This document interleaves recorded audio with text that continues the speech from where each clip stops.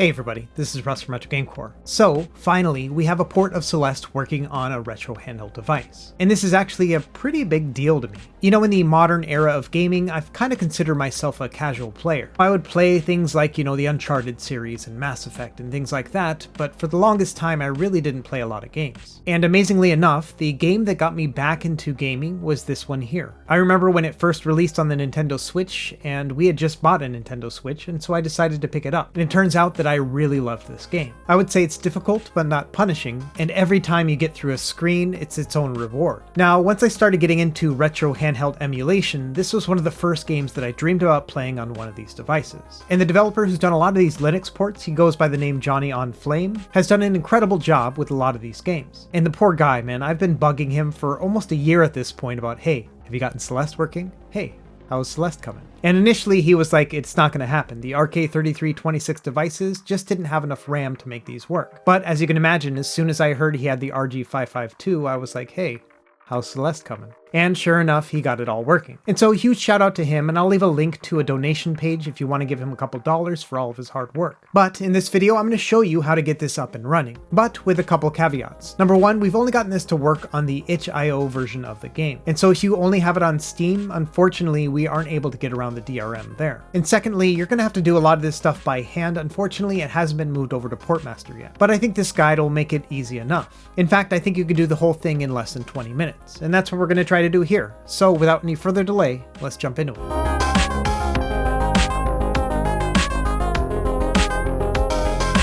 Alright, so first things first, I have an extensive written guide available on my website, and of course it'll be linked in the video description. Now, as I mentioned before, you need the itch.io version of this game. And it's a one-time purchase, and once you have an account, it'll just be linked to that profile. So you'll be able to install this on Windows and Mac and Linux too. And if you've participated in any of the recent itch.io bundles, for example the one for Ukraine, or the one for racial justice and equality a couple years back, then you likely already have this game in your itch.io library. Either way, if you have one of those bundles, check it out. If not, grab it for 20 bucks, it's money well spent. And so we're going to be using the Linux version of Celeste here. Now I've already made the purchase and everything else, but basically all you have to do is just buy it and then download the Linux version. And once you have it on your computer, it's going to look like this, celeste-linux.zip. Okay, now that we have that, let's start building the data files. A couple baseline things here. You're going to want to have 7-zip installed on your computer, so I have a link there. And then also you need to make sure that file extensions are visible within your Windows Explorer. So just open up a window here, go to the View tab, and you should see the file name extensions checkmark.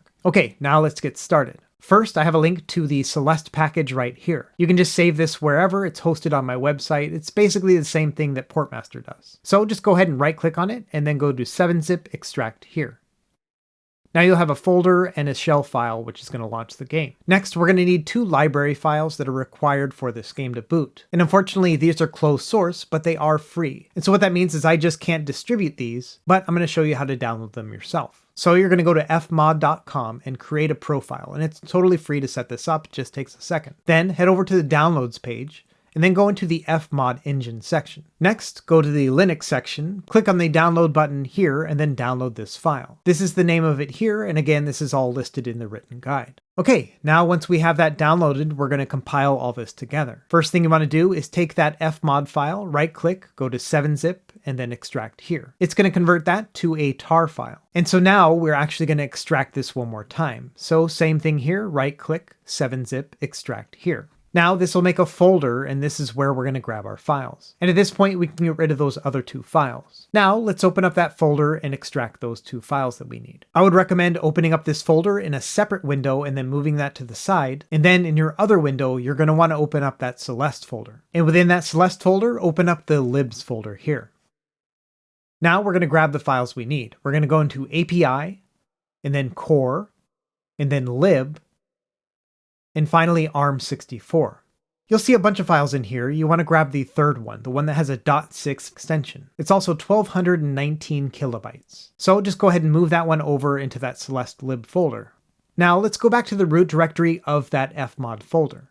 We're going to go back into API, but now studio, then lib, then ARM64. Same thing here, we want to grab that file that has a .6 file extension, and it should be 1201 kilobytes. So just move that one over to the left-hand folder. Okay, so now we want to take those 2 files with the .6 file extension and actually remove the .6 from them. It's going to give you a warning both times, but just select, yeah man, I want to do it.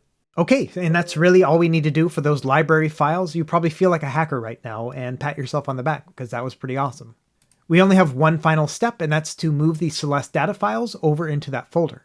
So now right click on the Celeste game file, then go to 7-zip, and then extract to Celeste-Linux. Now it'll make a folder with that name, and go ahead and open that up in a new window, and then on the left side we're going to open up Celeste again. This time we're going to go into the game data folder, and we're going to move over all those game files right here. And we now are done. Let's go ahead and delete all those extra files, and we have what we need. The SH file, which is going to boot it within the retro handheld, and then the Celeste folder, which has our game data and the library files too. Now I'm going to insert the second SD card from my RG552.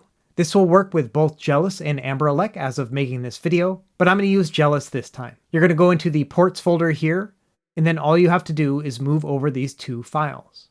It'll take about a minute to move everything over. There's just a lot of little files here, but after that you're good to go. Go ahead and eject the SD card, and let's put it back into our RG552. Now this is where things get a little bit tricky when it comes to actually booting up the game, and some of this stuff is probably going to change in the future, especially if this game gets added to PortMaster. But for now, what we have to do is try to boot up the game, and you may find that it'll crash. And that's just fine. I'll show you a workaround for that. For now, let's go into the ports folder, and then you'll see Celeste right here. Now, if you try to open it up and it doesn't start up, that's perfectly fine. There's an easy way to fix that. What you want to do is open up PortMaster. If you don't have PortMaster already installed on AmberELEC, just go to their website. They'll show you how to install it. Then go into the all available ports section, and you're going to want to install the shell files for one of two different ports, either Owlboy or Timespinner. By doing so, it's going to download a mono file that's required for Celeste as well. And so you don't need to actually install Owlboy or Timespinner, but you do need that mono file, and that's how you would grab it.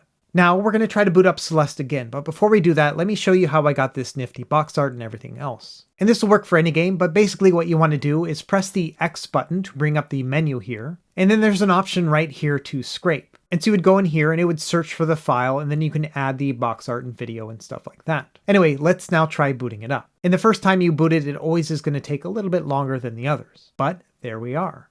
You guys have no idea how much joy it gives me to be able to see Celeste on a retro handheld like this. And it's totally irrational and illogical, but for some reason I just love it. I mean, I've gotten very close to beating this game on the Switch, and I play it all the time on like mini PCs when I'm testing with my Steam library, but all the same, there's nothing like having a native port working on a retro handheld like this. Now unfortunately, because this one requires over a gig of RAM, it's likely never going to be available for the RK3326 devices. And same thing with the recently released RG503. And the other bummer here is there's no working Android port for this either. So the AYN Odin, as well as the Retroid Pocket 2 Plus, unfortunately those aren't in the realm of possible right now. All the same, I'm super happy to see this on the RG552 because it's starting to inch this device just slightly more towards being worth that ridiculous $227 retail price. But that's a topic for another video.